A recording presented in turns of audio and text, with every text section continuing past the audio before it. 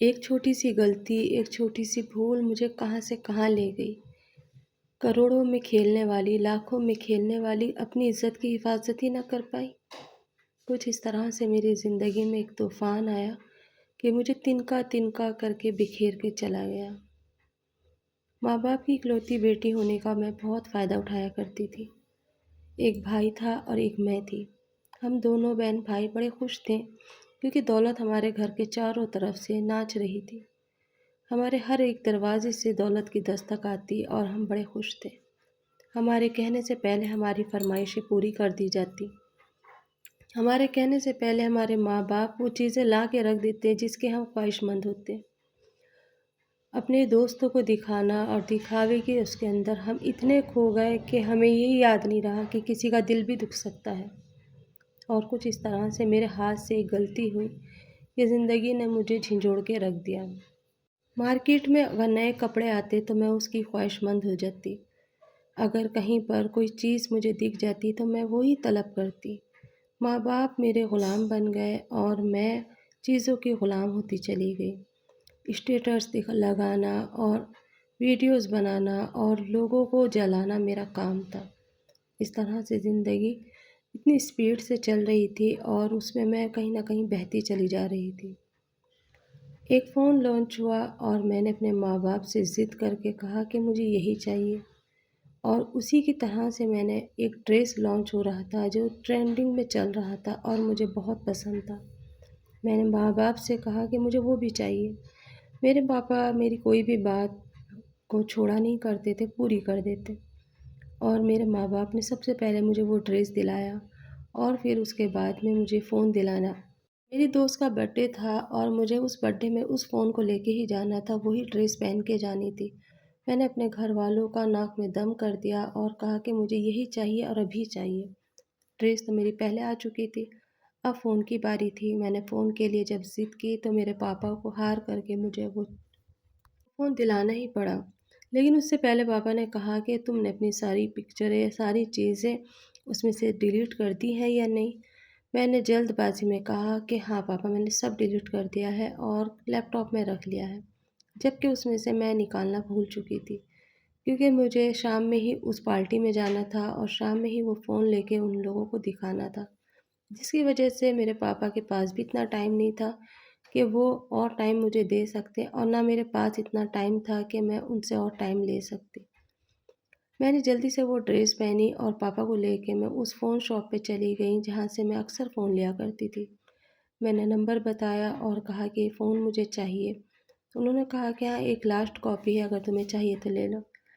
अभी मेरे फ़ोन को 1 ही साल भी नहीं हुआ था जो मैंने दूसरा नया फ़ोन की ज़िद कर ली थी।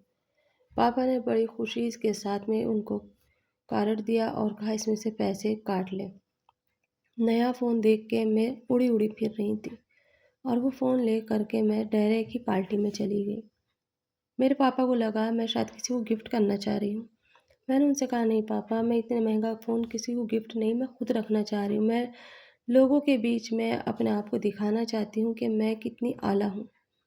और इसी तरह से ना मैंने वो फ़ोन वहाँ पे सबको दिखाया, सबने देखा। उसी बीच में एक लड़का जो मेरी दोस्त का भाई था, उसने मुझे देखा और देख के कहा कि जो तुम्हारे पास पहला फ़ोन था वो कहाँ है?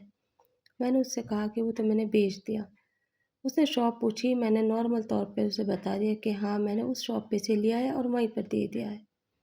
मुझे नहीं पता वो जा कर के उस शॉप पे से वो फ़ोन कैसे ले आया। उसे पता था मैं अच्छे घराने से हूँ, लाखों में खेलती हूँ और कहीं न कहीं उसके दिल में लालच आ गया। वो फ़ोन वहाँ से लेकर आया और उसने वहाँ से मेरी पिक्चरें देखी और देख कर के मेरे फ़ोटोज़ को एडिट करके और उसने मेरे पास एक मैसेज भेजा कि बहुत सारी वीडियोज़, बहुत सारी पिक्चर तुम्हारी हमारे पास है और मेरी एक फ़ोटो उसने इतनी गंदी बनाई किसी दूसरे लड़के के साथ कि मैं बता भी नहीं सकती। जबकि लड़कों से तो मेरा दूर-दूर तक कोई नाता नहीं था, अभी तो मुझे अपने शौक ही पूरे करने थे। मैंने कभी ये सच बातें सोची भी नहीं थी और बस इस तरह से उसने मुझे ब्लैकमेल करना शुरू करा। मुझे नहीं पता था कि वो मेरी दोस्त का ही भाई है। दोनों बहन-भाई मिले हुए थे, वो मुझसे पैसे माँगते और मैं उन्हें फला-फला जगह पे पैसे दे आती। ना कभी मैंने उनका चेहरा देखा था, ना उन्होंने मेरा चेहरा देखा था। बस इस तरह से वो बता देते कि फ़लाँ जगह पर अगर तुमने मुझे इतने पैसे नहीं दिए तो तुम्हारी सारी पिक्चरें हम सोशल मीडिया पे डाल देंगे। मैं डर जाती और घबरा के मैं उस चीज़ को पैसों के बदले में देने लगी। माँ-बाप से मैं यही कहती आज कॉलेज के लिए पैसे चाहिए, आज फ़लाँ जगह के लिए पैसे चाहिए और मेरे माँ-बाप आँख बंद करके मुझे दे देते। पैसे देते-देते मैं थक गई थी क्योंकि अब वो बहुत ज़्यादा मुझे परेशान कर रहा था। एक दिन उसने मुझसे एक अलग ही फ़रमाइश करी। उसने कहा कि इस रूप में तो मैंने तुम्हें देख लिया पर मैं आमने-सामने तुम्हें इस हालत में देखना चाहता हूँ, जो मैंने इस फ़ोटो के अंदर देखा है। आप समझ सकते हैं कि वो उसने फ़ोटो किस तरह से बनाया होगा।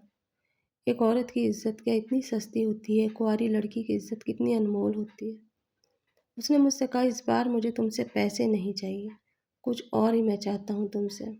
फलाँ होटल में, फलाँ रूम में तुम आ जाना। अगर नहीं आई तो फिर देखना, मैं तुम्हारा क्या हाल करता हूँ। मैं घबरा गई, मैं परेशान थी, ना तो ये बात मैं घरवालों को बता सकती थी, ना चुप रह सकती थी। हार करके मुझे उस दिन उस होटल में जाना पड़ा, क्योंकि कई मैसेज आ चुके थे, कई कॉल आ चुकी थी और कई वीडियोज़ मेरे ही कपड़ों में और आ गई थी। एक वीडियो जो मैंने लास्ट में पहने थे कपड़े जिसमें मैंने बहुत सारी सेल्फियाँ ली थी, वो थी जो मुझे अपने दोस्त के यहाँ पहन के जाना था, तो वो मैंने पहले ही वीडियो, फ़ोटो और सबसे फ़ोन के अंदर ले लिए थे। बस उस दिन मैं उस होटल में गई, डरते-डरते मैं वहाँ तक पहुँची और मैंने सोचा शायद ये कुछ बात करेगा मुझसे। अंदर मैंने जैसे ही गेट खोला तो अंधेरा था, बहुत घना अंधेरा। सब तरफ के पर्दे डले हुए थे, बाहर नो डिस्टर्ब का बोर्ड लगा हुआ था और मैं अंदर चली गई, यही सोच कर के कि शायद इसके बाद वो मुझे कभी ब्लैकमेल ना करे। उसकी आवाज़ आई, उसने मुझसे बात की और बात करके लगा कि हाँ, ये मुझे अब ब्लैकमेल नहीं करेगा।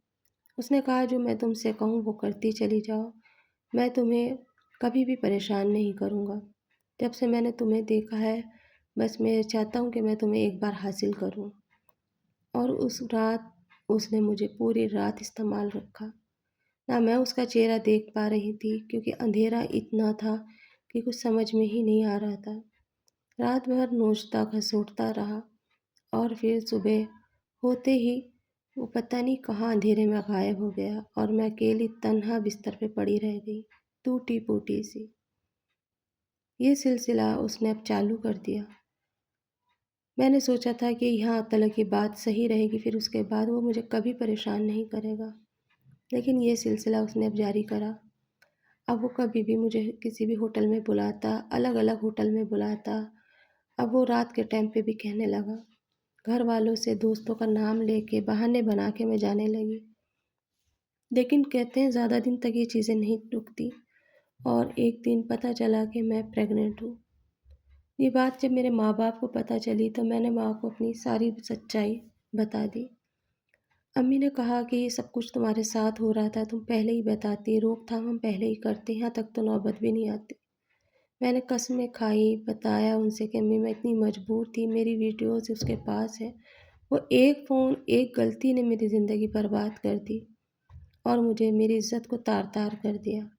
आज भी इस दुनिया के अंदर ऐसे लोग हैं जो हम फ़ोन बेचते हैं तो उस फ़ोन का गलत इस्तेमाल करते हैं।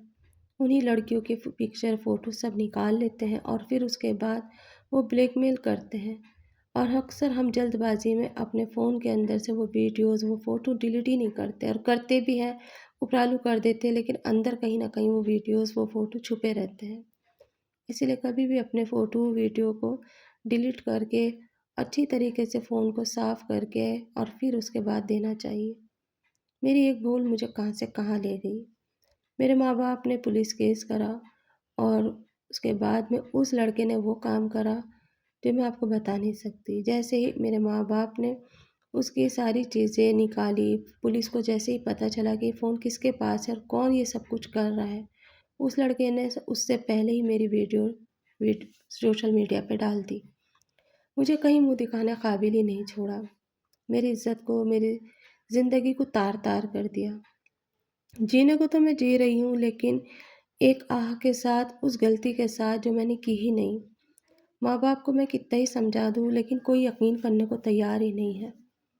आखिरकार अपनी ज़िंदगी अपने हाथों से बर्बाद कर बैठी सिर्फ़ दिखावे की खातिर, सिर्फ़ शौक के खातिर कि उसको नीचा दिखाऊँ।